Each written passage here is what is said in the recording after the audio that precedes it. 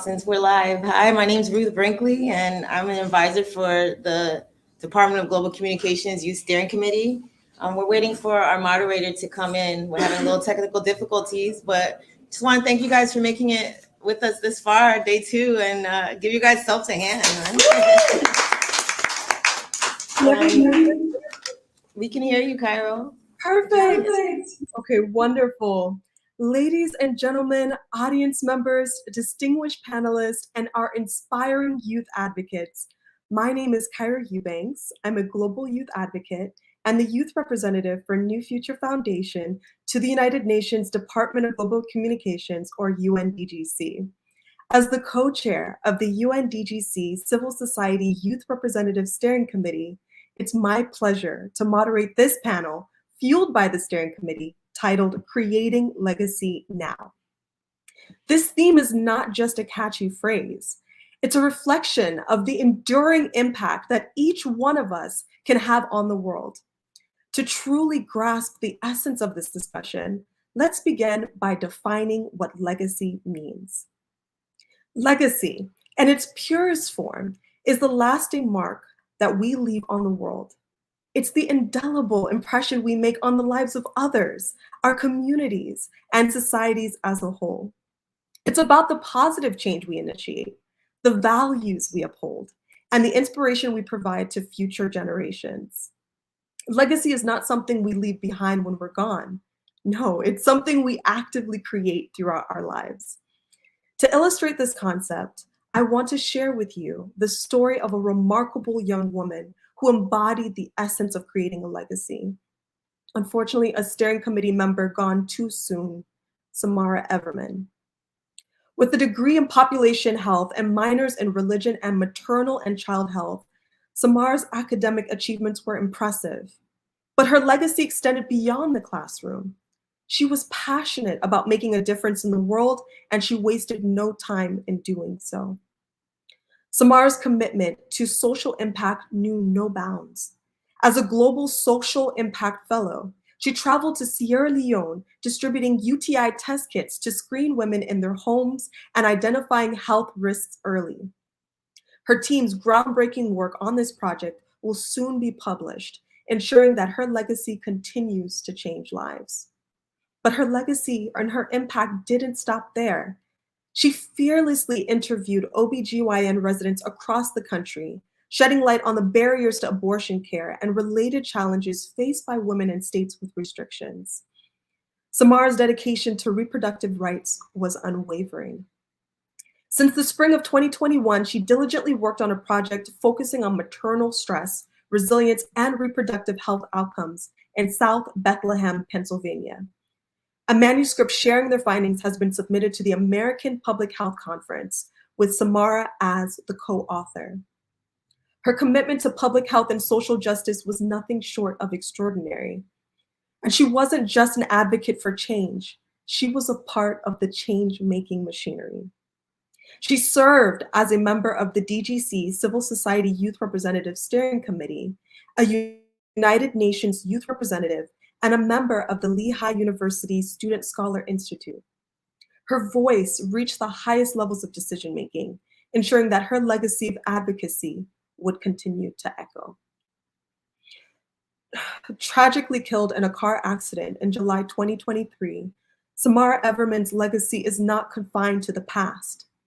Today, as we gather here, we honor her memory by discussing how each of our panelists is creating a legacy now. Samara's story serves as a powerful reminder that legacy is not a distant aspiration. It's not something reserved for the twilight of our lives or a future generation to define. Legacy is a living, breathing concept shaped by the choices we make every day, the actions we take in the present, and the impact we have on those around us. As we transition to our esteemed panelists, I urge you to draw inspiration from Samara's journey. Let her story remind you that legacy is not a matter of age or experience, but a matter of purpose and commitment.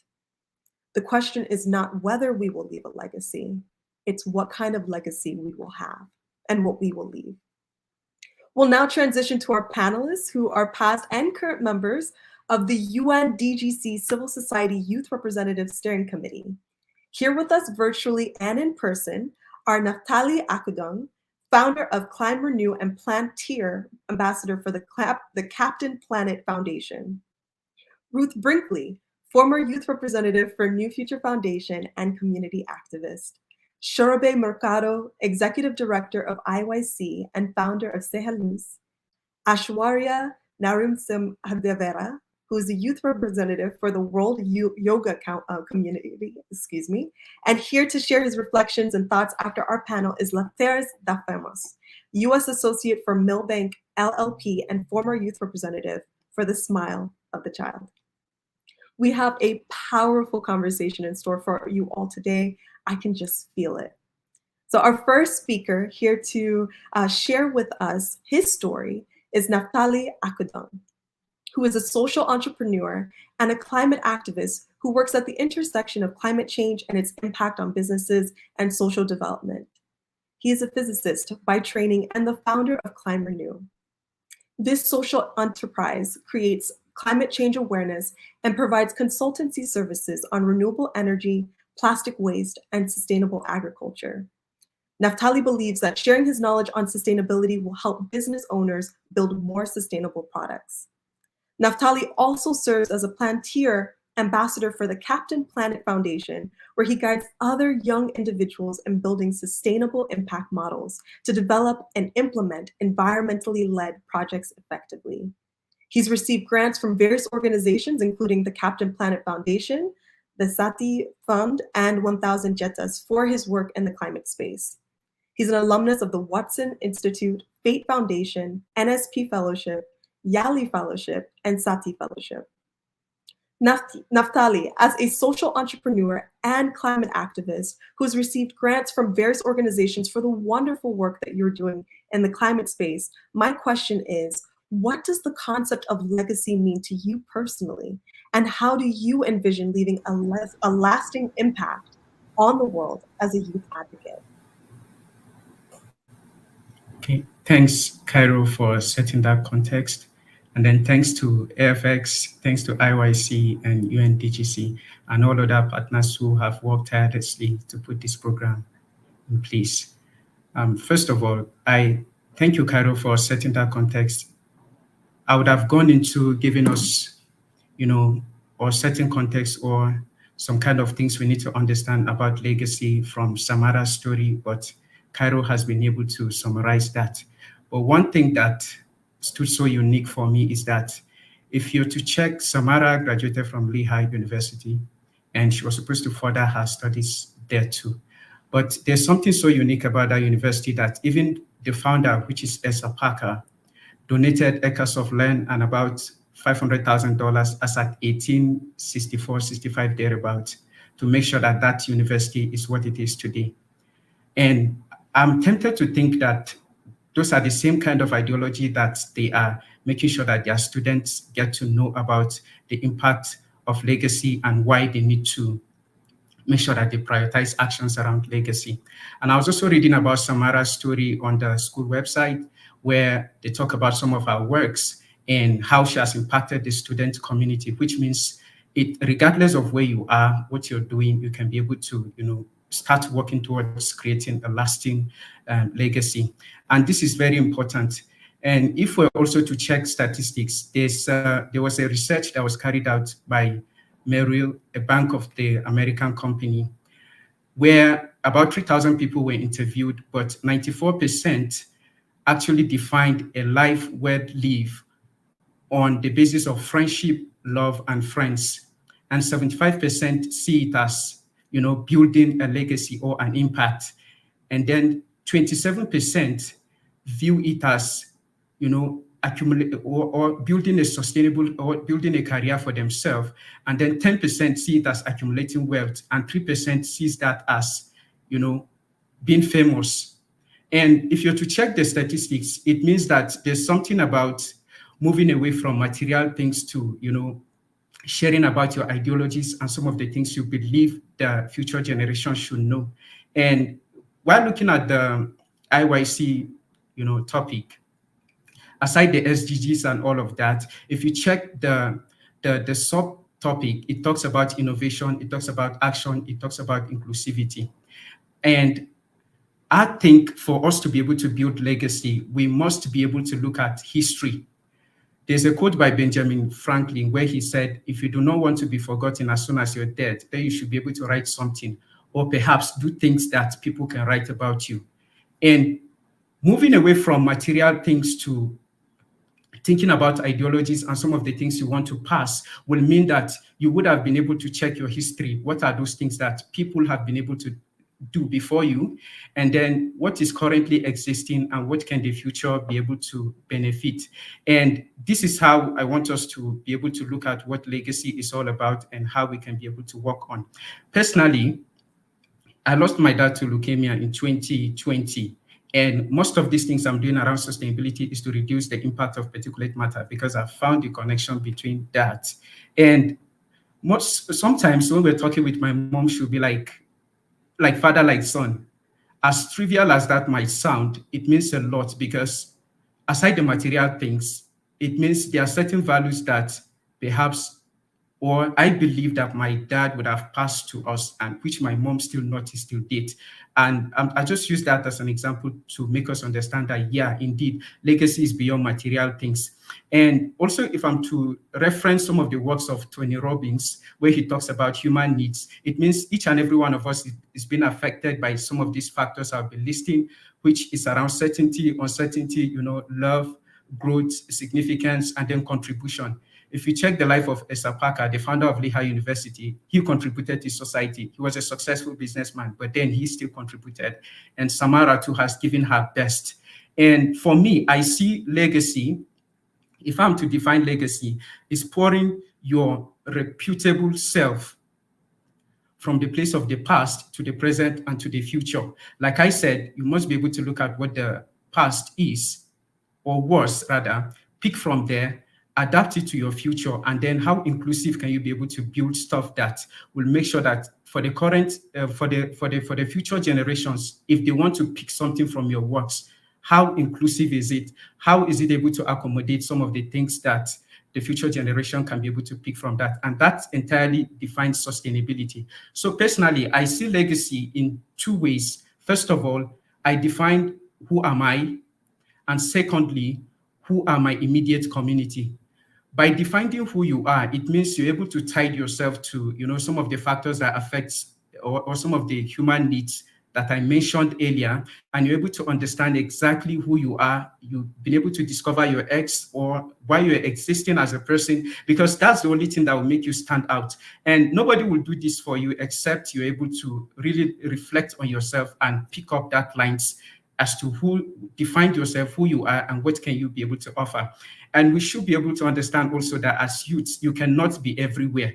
And that's why you need to be able to identify who are your immediate communities, who are those people that will benefit from some of the actions that you're able to put across, the ideologies and all of that. If we're to check the likes of Albert Einstein, Nelson Mandela, and all of these people who till date we're still enjoying from some of their works, we can see that they gave in their best.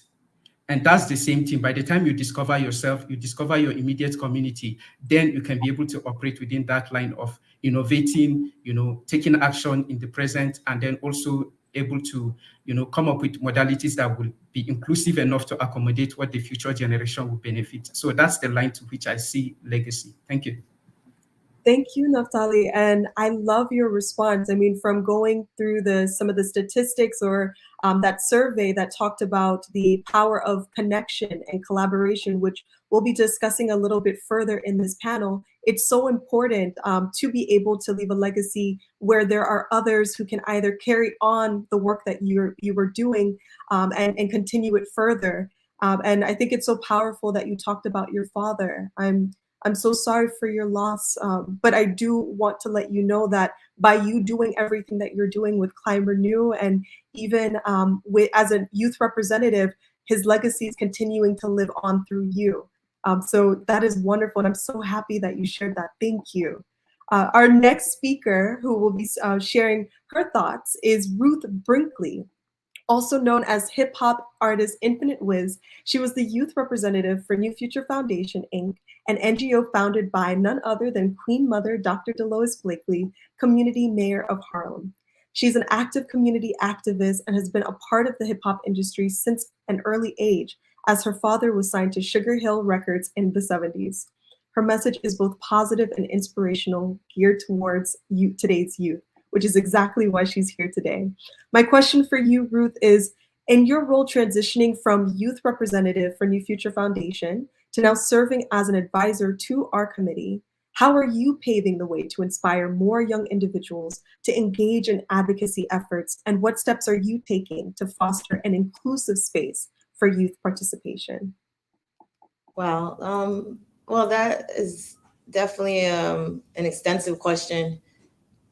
Just I am an artist. I go by Infinite Wiz, as she said, and I actually got involved in the UN because of my music. So I started rapping in the UN at different youth events.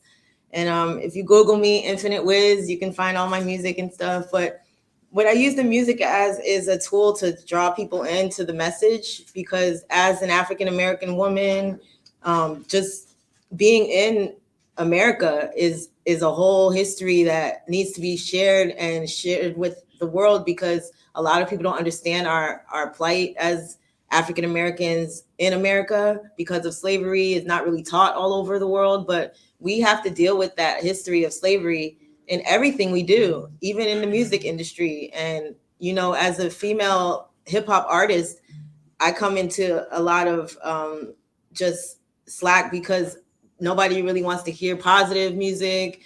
The image of the female is very exploited. So I really find my goal is to show that there's a balance in between what's going on in the hip hop world and what hip hop really is, which is my culture. My father I was raised in music. He was signed to the first hip hop label, Sugar Hill Records, but he was an R&B act with my aunt and their cousin called Fine Quality. And just as hip hop started, it was definitely not R&B was what was about. So they were put on, you know, the shelf. They had like Odd Dance was one song, and he went in the army, and I was always around music, but I never really was able to get serious about it and make it something that was meaningful as far as like helping to sustain me. It was always just a hobby and something that I loved.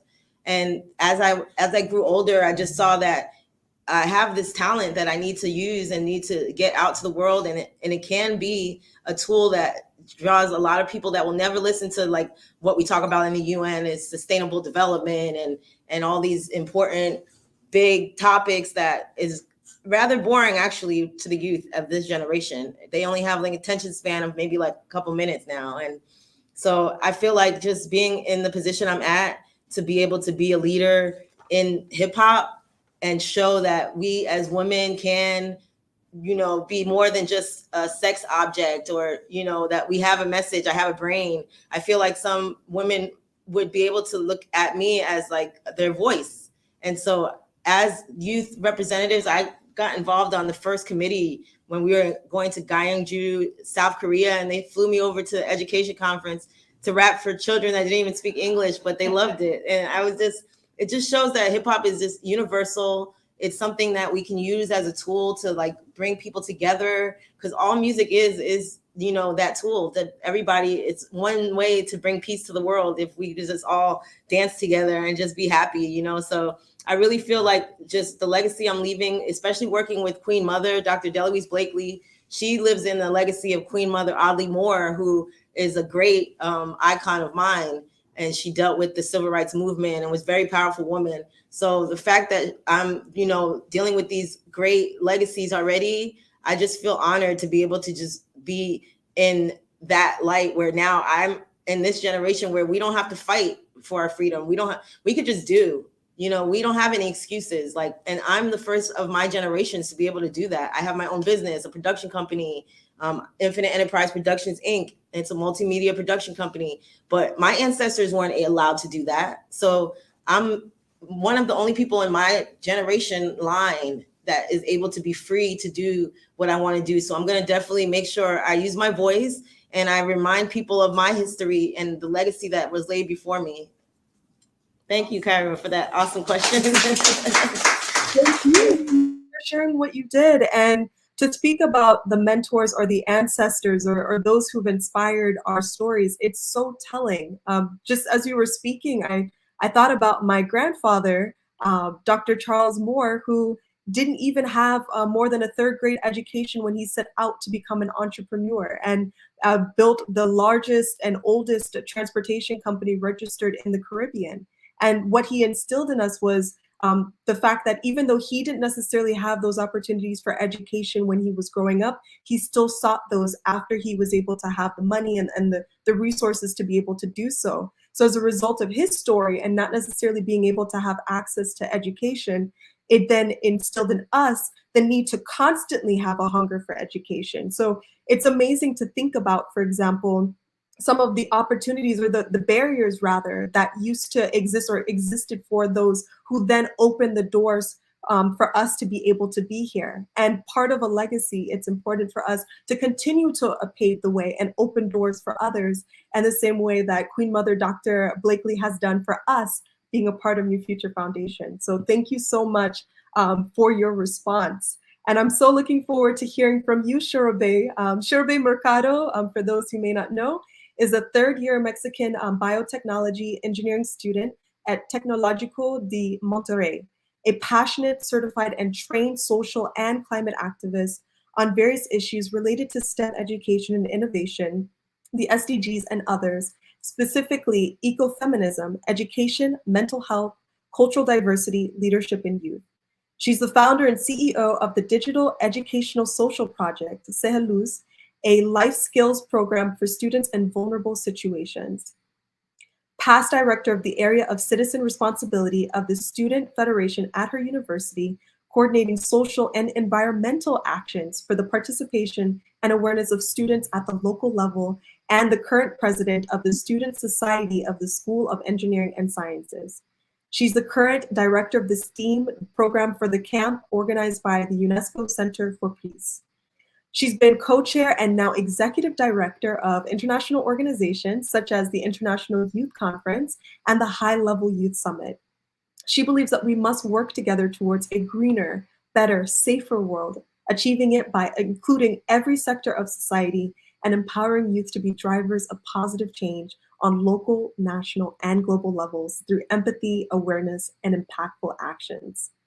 Shurabe, as the executive director of IOIC, which congratulations, this has been a fantastic conference so far. Speaking from your experiences as a STEAM and youth advocate, you've witnessed firsthand that legacy building often involves collaboration. How can youth advocates effectively build and engage communities to amplify their impact and make lasting change? Shurabe, you have it. Thank you, Kayo. Hi, everyone. Yeah, so it's a really important question. So I will be talking, of course, from my perspective. I am relatively young. I just turned 21. However, I have had the opportunity of participating in all sorts of initiatives, projects, campaign, organizations as a student and young groups. And well, I can say that to effectively have a lasting impact in the community in where you are, to create and successfully build and push forward as well the group that you're leading or that you will be leading or that you are working with. I have some, and I prepare this, but I have some important bullet points that are important to note and highlight, and these have been helping me out. And I could just be here and sitting down and saying yeah, you have to be really passionate and this, that. You have to. I mean, you're there because you're passionate. You're there because you're inspired to drive change. This, that. However, it's difficult, and that's a reality. It's difficult to lead youth initiatives because many times there you face problems we because we are in a difficult life, a part of our lives. We are trying to discover, it's not ourselves, we're trying to discover what we are going to do in our future, our student life, our professional life, where that we're trying to discover that from ourselves, from where we live, what we are going to do in our future life personally.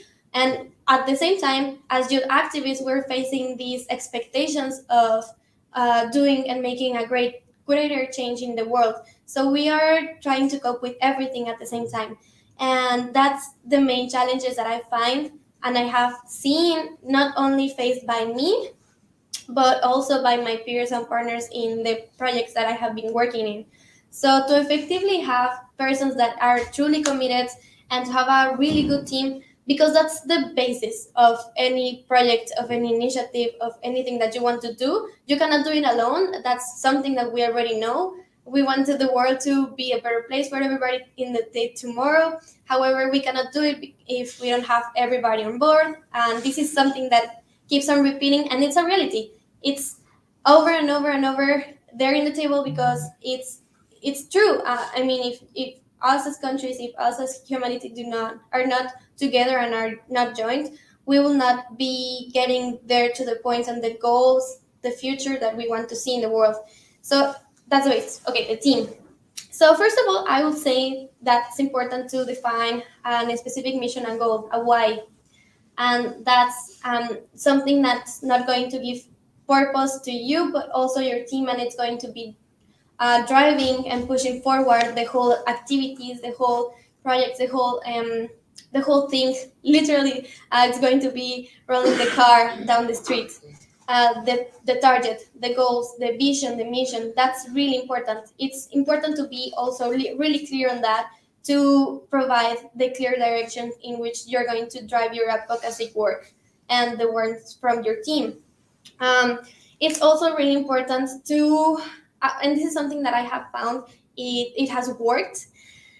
We are in a social media age, and it's really important to be active, but it's also really important to keep and to fix a line, because there's something called slacktivism. I don't know if you're familiar with the term, but if not, I am going to explain it. Slacktivism is basically a fake activism in social media just to appear popular or to go with the trends. So it's important. Yeah, exactly. So it's important to establish a line. We tend to go to the popular trends. We tend to go to what everybody's doing here and then.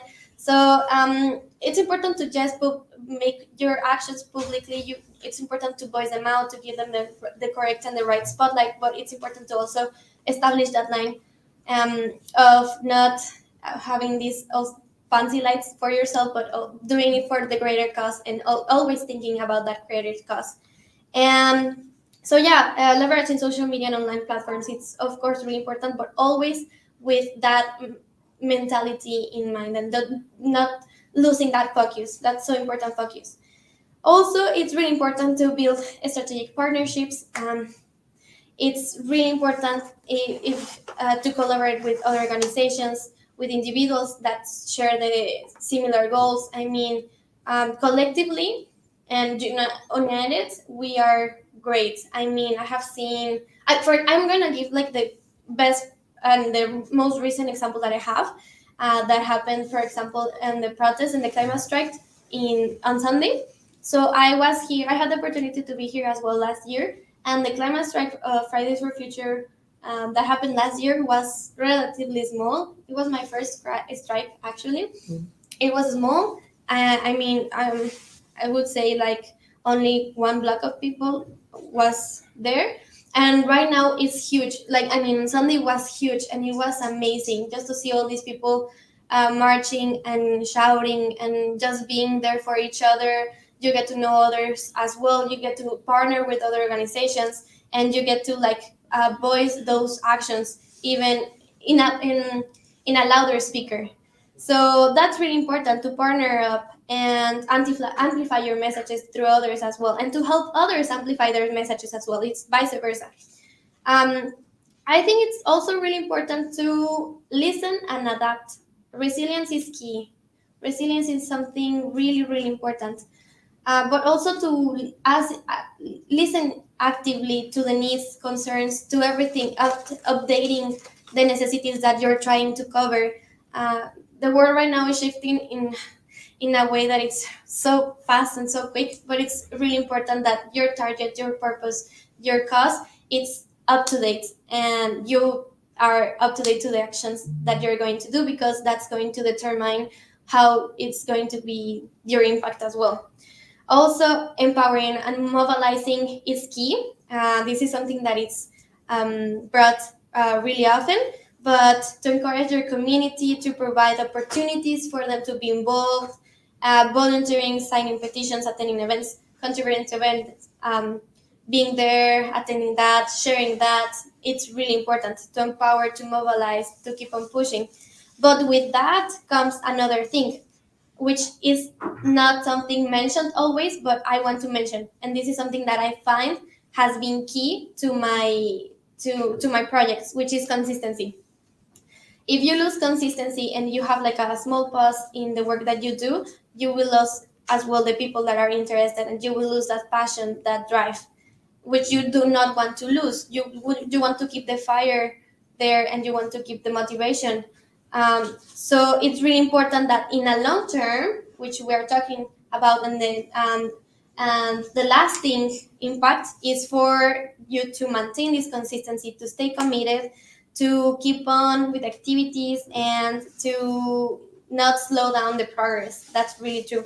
And lastly is to measure and celebrate progress. It's really important to keep track of what has been done, what is being doing, to celebrate achievements, to celebrate the big, to celebrate the small, recognition for the people that are not being paid, or like they are doing and devoting their lives to social and climate and environmental actions, are need to be recognized. I mean, it's nothing. It's not simple things. It's big things, right? So it's really important to celebrate those together, and to measure the goals, measure the track. It's really important to being updated, as I mentioned before. But yeah, these are the things that I have written down. I hope it helps others, and that's it. Back to you, Cairo. Wow, there were a lot of nuggets of knowledge that you shared with us today, Shorbe, and I love your points. Something that you said that really stood out to me was talking about change and how it takes a team to be able to push an initiative forward. Because it's true, change can start with one person in terms of having an idea, or having a strategy, or an innovative way of accomplishing a goal. But in order to really make change, in order to really have that momentum built, it takes a team. It takes individuals of different backgrounds. It's partnerships of intergenerational kinds, as well as intercultural. And it's true that social media is a great platform to be able to share that information and to connect with others who may be, very much aligned with your cause virtually, even if they're not necessarily in the same place as you, which is what's happening here, where we're all gathered here for IYC. We may be in Greece, we may be in Nigeria, we may be in Egypt and other places. And I see also in the comments people commenting from different countries. And I see, yes, watching from Nigeria. So we're all here for this common goal. We can use social media to be able to amplify our voice. But I do love that you cautioned with saying that we cannot be engaging in activism, which I love that term. It's true that for me, I can share that it's been a little hard for me to be as active on social media, just because I'm so busy doing the work. And I'm even more determined now to continue to, share what I'm doing, and also amplify what others are doing too, to share that message.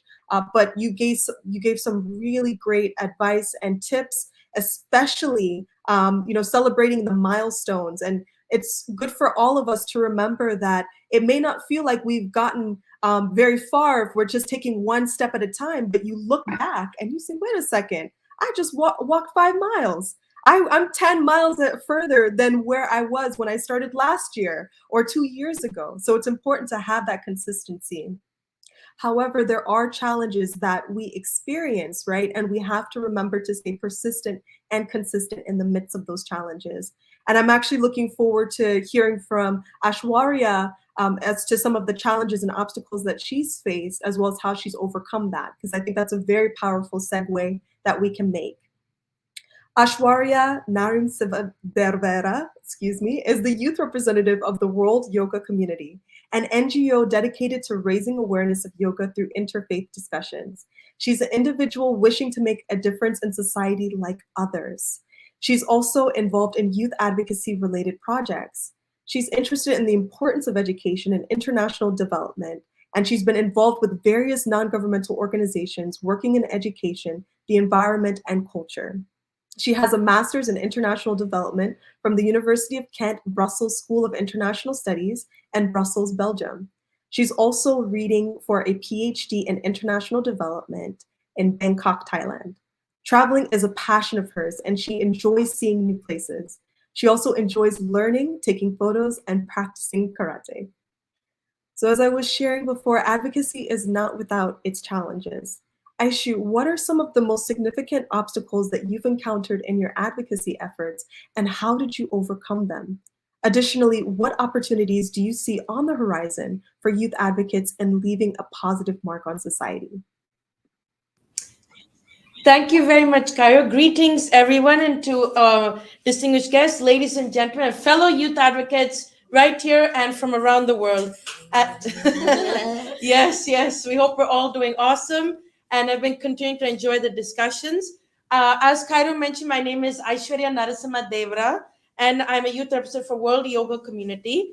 In terms of challenges or obstacles, I'd like to drop on some of my personal experiences. I've also had the opportunity to be involved with the Youth Representatives Steering Committee alongside Ruth from the inaugural cohort in 2016, which was founded after the Civil Society Conference, also formerly known as the Department of Public Information's NGO conference in Gyeongju, South Korea. And throughout my experience being on the committee, it's been an absolute memorable experience. Now, what we've noticed involved in the various endeavors in the journey, communication and information dissemination are two important aspects that are to be taken into consideration in advocacy efforts. Now, Shurabi, thank you. You actually pointed some wonderful pragmatic points and coming from that dimension into advocacy. So actually to kind of add to yours, so communication, that's actually one of the most important aspects, as it does involve the manner of presentation, using language that connects to people.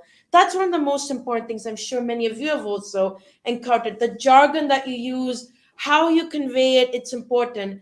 And, sometimes, youth, speak in the context of youth advocacy, youth may feel disgruntled, marginalized, but the thing is, you have to remember, we're only going to win if we're all in it together. So you want to use jargon in that you're respectful to other actors that are involved in this conversation. You want everybody can learn from each other. So language is very important, and also language that is again connect with people. So for instance, having it in the language of the audience that you're trying to communicate with. So what we've noticed, like for instance, when we've organized events through the Youth Steering Committee and also some other fellow distinguished colleagues on the panel joining us from online, what we've done is always to try to keep something interactive. So communication, as we mentioned, is the manner of presentation.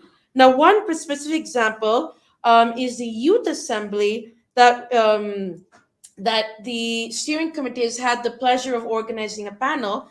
And in the 2018 edition, we've had the chance to, again, organize the discussion about how youth can involved with the United Nations. And of course, AFS has been very much leading the Youth Assembly with just its edition in August. So what we did for that one specific panel in 2008 is we created a Mentimeter.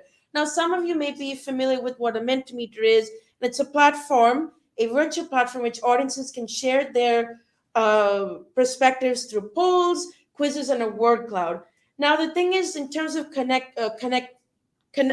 establishing this connection with the audience. You want it to be interactive. We want to hear back. So our dynamic moderator will be we definitely leading a discussion between all of you and the panelists because we want to hear from you what your thoughts on legacy are. So by having this Mentimeter that we had, we realized that having youth actually have, having a say, not just listening, because I know many of us always want to try to see how we can incorporate people's opinions. So what we've noticed that communication is very key. And this is just one example using out of many, and I'm sure Ruth and Shiraba, you can add, and of course our other distinguished panelists on the line. So now what we also noticed is that just in the interest of time to just to briefly summarize, information dissemination. Now, of course, advocacy, one of the purposes is information dissemination. Now, the timing of when you share this information makes a tremendous difference. And now that again is related to consistency, persistence, because even I myself so seeing if you don't have some consistency in your message, your overall vision, leading to that legacy. So thinking about the bigger picture framework, that all impacts indeed the success of your initiative. So information dissemination. So for instance, when we've shared events about some of our events that we've organized as a committee on social media, we try to keep in mind the time because it really does determine many things. Now, nevertheless, of course, the size of actually, the number of people in the room is not what matters. It's the discussion that you have. But if you want, to ensure that your message goes out to the right people in a timely manner, you always have to think ahead, plan ahead, and definitely we've seen the impact of that when we have done it on time. So and what we've also been trying as a committee is how to connect with youth overall. So that's again nothing. We've been trying to develop a mapping project, which is an idea that we've been exploring as a potential way of engaging. That again goes back to communication and information dissemination. So those are two things. Now going to the second part of the question, Cairo, what are some other opportunities for youth? I know we've mentioned quite a few, but again, just to briefly go back, joining clubs in schools, universities, and religious places of worship. That's one way you can get involved. Main thing is finding your passion. What is something that really gets you going? Finding out the why. Why do you want to do it? And I must say, I myself, finding out your why, I got inspired by going from that angle from another organization that I had the privilege of being involved with, where you interact with your locally elected representatives. What is your why? What is that spark that makes you go for that? So find that, then develop a plan on what are the different platforms, what are different channels you can actually make an impact, and you're keeping that in mind. And the main thing is, even if sometimes you feel like giving up, just remember why you started it. That'll keep you going. Because sometimes you feel like it's really not having impact, but it really does. And I know all of you have reiterated that. Just don't give up, just don't give up. You have to keep proceeding with that. And, nevertheless, the altruism, dynamism, and enthusiasm of youth serve as catalysts in making impact society. And as American anthropologist Margaret Mead once said, never doubt that a small group of thoughtful, committed citizens can change the world. Indeed, it's the only thing that ever has. So with that being said, thank you very much to everybody and to the organizers, to the Department of Global Communications and the International Youth Conference team for always creating these platforms. And I pass it back to you, Cairo. Thank you, Aishu. That was wonderful. I love what you said, and I actually took down some notes, and I hope you did too, in terms of a step-by-step process to be able to either start your advocacy journey or to fuel it even more. It's to find your why, find your passion, find what makes you tick. And then identifying the channels that you can share that passion. Is it through social media? Is it through community presentations or awareness? And that information can be disseminated in different ways. I mean, it could be through your art, through music, as Ruth was sharing, or even telling your story. And it's so important to remember how powerful your story is, because you don't know how many people are going to resonate with your story.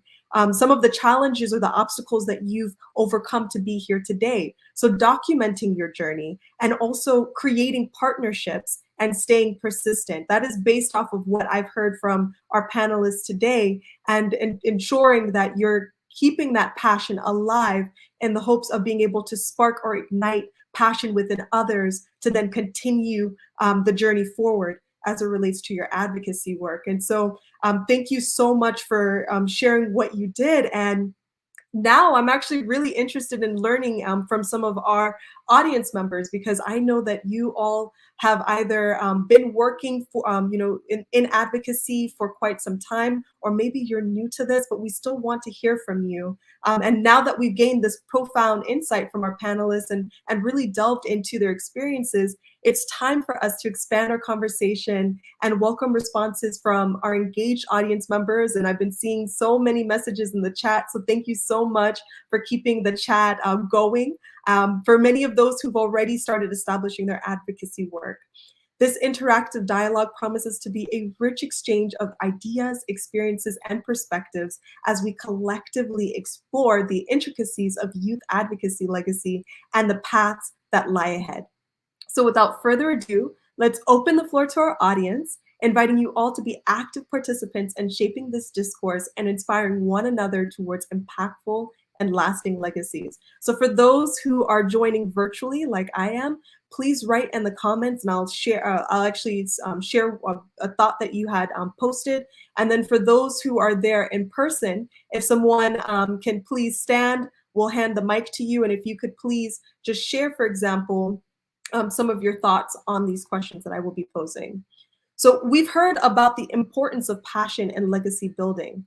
Panelists and audience members, can you share a passion or interest that drives you to create a positive impact in your community or field?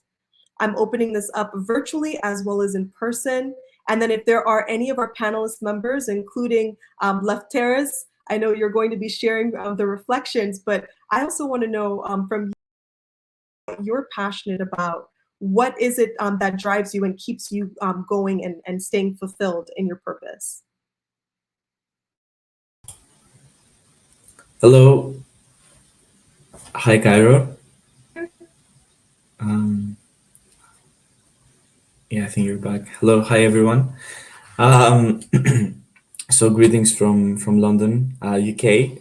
Great to be here tonight or this afternoon in New York. Many interesting ideas to draw upon. I think Naphtali and Ruth stressed some very interesting factors. I think they probably examine like a similar issue from a different angle. And Naphtali focused on the importance of history and communities, and also focusing on ideologies. And Ruth, I think she brought up a very important, pivotal, in my opinion, theme, which is that there are always some structural considerations that we should take into account when we examine certain topics. So, for example, the history of slavery, right? We might think that it's over, but is it really?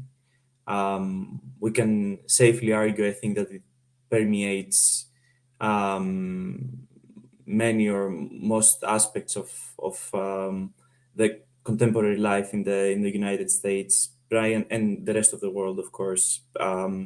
Brian Stevenson, an exceptional U.S. scholar, he wrote a book, and also he appears in a documentary called True Justice, where he brings some pretty compelling arguments that these issues are not really over, but systemic racism is still a very important topic that should be discussed, bringing over the example of death penalty and how it's treated these days. At the same time, Survey's contribution was more, I would say, forward-looking.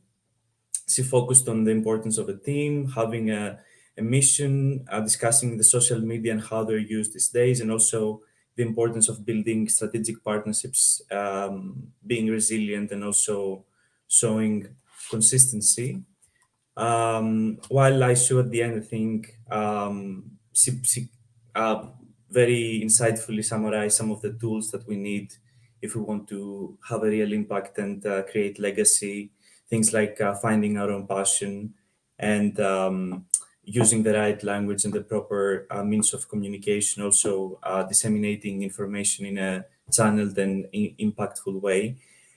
And I think if we try to bring these very interesting ideas into perspective, I think my take on this, and if I draw upon some of these themes, is that if we really want to have an impact and create legacy, we should be present. We should be close to our communities and be proximate to the causes that we want to serve. But probably the only meaningful and genuine and true and impactful way that we can do that, mean being truly present, truly serve our purpose, truly serve our communities, and being close and proximate to our causes, is understanding our past, understanding the history, understanding the structural constraints that have built the communities that we live in, and understand the tools and the strings that we have to move from our end, even slightly, if we want to improve certain things that we deem important. So in that sense, I think Ruth's and Nikhali's contributions were extremely insightful. At the same time, obviously, we need to communicate these ideas using the right tools, like Aishu mentioned, and of course, have a clearly articulated mission, stressed also by survey. So I think this timeline is an interesting way, at least to me, to summarize what was discussed. Drawing from past experiences, understanding our history and the structural constraints that we all face in our respective communities. Acting is important, but also reading and truly understanding the ecosystems that we live in is equally important. And having a clearly articulated vision, I think these two can really create a balance, make us be present, be in the moment, and being proximate and close to our communities and the purpose that we want to serve. Thank you so much, Lefteris. And for those who may not know, Lefteris Deformas is a U.S. associate at the Capital Markets Practice Group of Millbank LLP, currently based in London. He pursued an undergraduate degree in law at the University of Athens and a master's in law at Harvard Law School. He also holds a minor in finance from the American College of Greece. Before joining Millbank LLP, he worked at Ego Zender, an Athens-based management consulting firm, for 2 years. Also, he spent 1 year in Richfield, Connecticut as an in-house attorney at Chef's Warehouse. He's been a committee member since 2021 as a volunteer to the Greek NGO, The Smile of the Child, which he's served for the last 10 years. And Lefteris, I just want to thank you so much for really encapsulating today's discussion and tying it up and putting it into a pretty bow in terms of being able to summarize all that was shared today. And as we're nearing closer and closer to our discussion winding to an end, unfortunately, I did want to read out some of the comments that I'm seeing here. For example, Mohammed says, I want to make an impact because time passes so fast. And when I get old, I will say that I've spent my young life wanting to make the world a better place. It's so important for us to take those important steps, as we were sharing before, to be able to look back and realize how far we've come, rather than having regrets as to the fact that maybe we didn't accomplish as much as we wanted to. And I'm seeing some great responses here in terms of saying that the whole world needs such role models to combat climate change, like Naftali, and just brilliant conversation. So in order for us to be able to end this panel on time, because I want to make sure that we're able to start the next panel on time, I did want to just everyone for being a part of this conversation. For those who may have wanted to share in person, please have this discussion. Please talk amongst yourselves in between the panels and connect with the person beside you. Maybe you don't necessarily know that person yet, but together you can perhaps build upon an initiative. You can start a partnership and really use this opportunity for networking to continue to build a legacy. So as we near the conclusion of this enlightening and heartfelt discussion on creating legacy now, I am so filled with gratitude for the profound insights, stories, and wisdom that has been shared today. The legacy of this session will undoubtedly be the inspiration and motivation it has instilled in each of us to take meaningful action and make a lasting impact on the world. And I was seeing comments sharing that, so mission accomplished. We began this journey by defining legacy as the enduring mark that we leave on the world. Through the lens of Samara Everman's remarkable life, we've witnessed how a young advocate's passion, determination, and dedication can carve a legacy that transcends time. Her story serves as a poignant reminder that legacy is not a distant aspiration, but a living, breathing concept shaped by the choices that we make every day. Our esteemed panelists have generously shared their experiences, highlighting the power of youth as catalysts for change, the importance of overcoming obstacles, the significance of collaboration, and the necessity of sustainability and advocacy. We've learned that legacy building is not solely about individual accomplishments, but it's about the collective impact we create together. To our audience members, for those who are listening and those who are just completely filling the chat with your thoughts, your comments, your observations, your engagement has actually been instrumental in making this session truly interactive and meaningful. Thank you. Before we conclude, I'd like to leave you with a thought. Each of us is a storyteller, and our actions are the chapters in the book of our legacy. What story will you tell through your life's work? How will you inspire others to pick up the torch and continue the journey towards positive change? As we part ways today, let us carry forward the spirit of this conversation. Let us remember that legacy building is not confined to a select few or a distant future. It is a responsibility that we all share as stewards of our world. By embracing our passions, overcoming challenges with resilience, seeking collaboration, and ensuring the sustainability of our efforts, we can write a legacy that will inspire generations to come. In the memory of Samara Everman and all those who've left an enduring mark on the world, let us go forth with renewed purpose and determination to create a legacy that reflects our values, our compassion, and our commitment to a better future.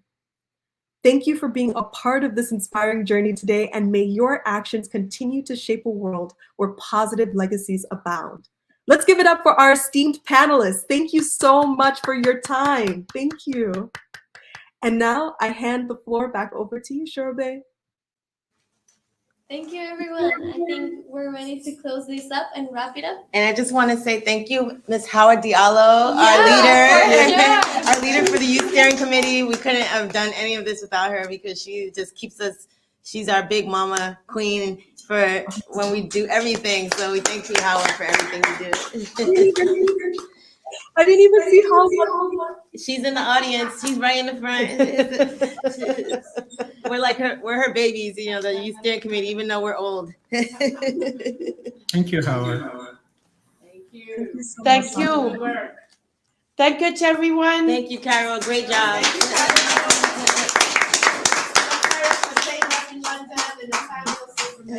Yes, thank you guys. Great panel. Thank you. Bye-bye. Bye.